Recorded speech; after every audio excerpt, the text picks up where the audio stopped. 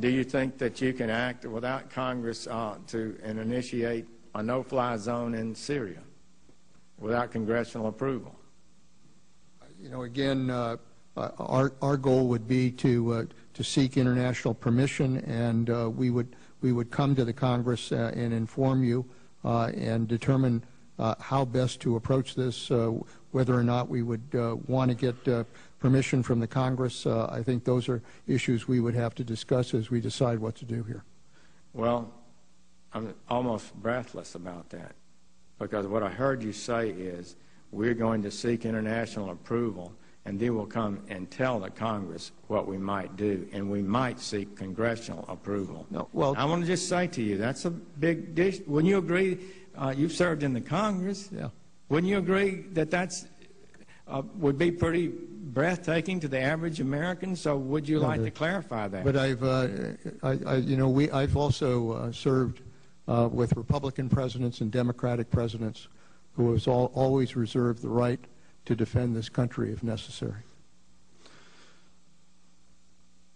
But before we do this, you would seek permission of the international authorities.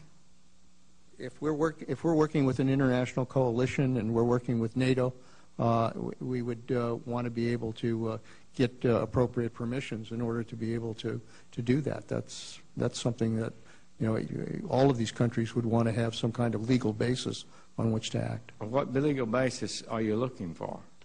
What entity? Well, obviously, if NATO made the decision to go in, that would be one. If we developed an international coalition beyond NATO, then obviously some kind of UN security resolution would be the basis for that. Coalition of. So you're saying NATO would give you a legal basis, and an ad hoc coalition of nations would provide a legal basis? If we were able to put together a coalition and were able to move together, then obviously we would seek whatever legal basis we would need in order to make that justified. I mean, you know, we can't just pull them all together in a combat operation without getting the legal basis on which to act. Who are you asking for the legal basis from? If it's obviously, if the UN passed a security resolution as it did in Libya, we would do that. If NATO came together as we did in Bosnia, we would rely on that. So, you know, we have options here if we want to build the kind of international approach to dealing with the situation. Well, let me just for the record be clear again, Senator, so there's no misunderstanding.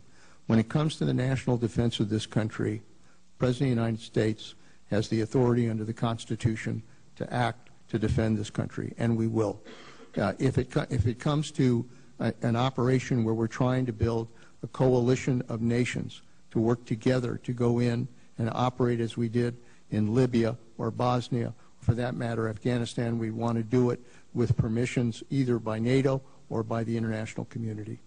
Hey, what's up YouTube? It's Matt Larson 10, and you guys wonder why our country is in the situation that we are in right now, starting all of these unconstitutional wars, all these winless wars. It's because of people like Secretary Panetta, and Obama thinking that we can just be part of a UN resolution and it's okay. We don't have to go to the Congress. I know that there's the War Powers Act, but that gives 90 days to initiate a war, and then after that 90 days, if they want to continue that war, then they have to go to the Congress.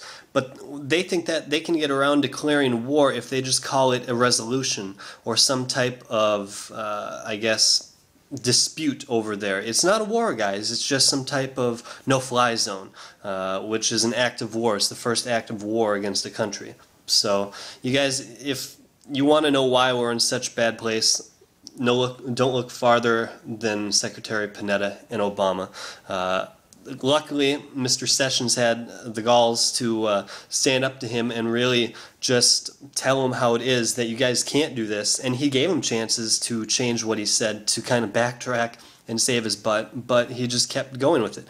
And for him to, at the end, say, let me be very clear, we will defend the nation. The president has the ability to defend the nation no matter what without the Congress, and he can go and do whatever he thinks it is. But going to another country and fighting undeclared war is not going to, like, save our nation. If anything, it's creating more blowback, and it's going to make more people want to come over here and bomb.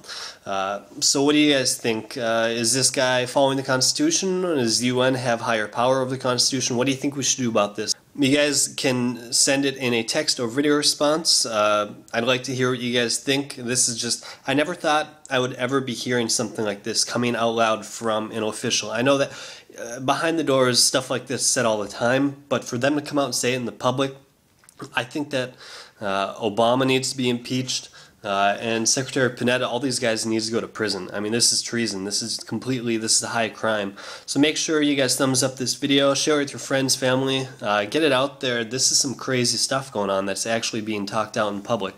It's Matt Larson 10. Go Ron Paul. Peace.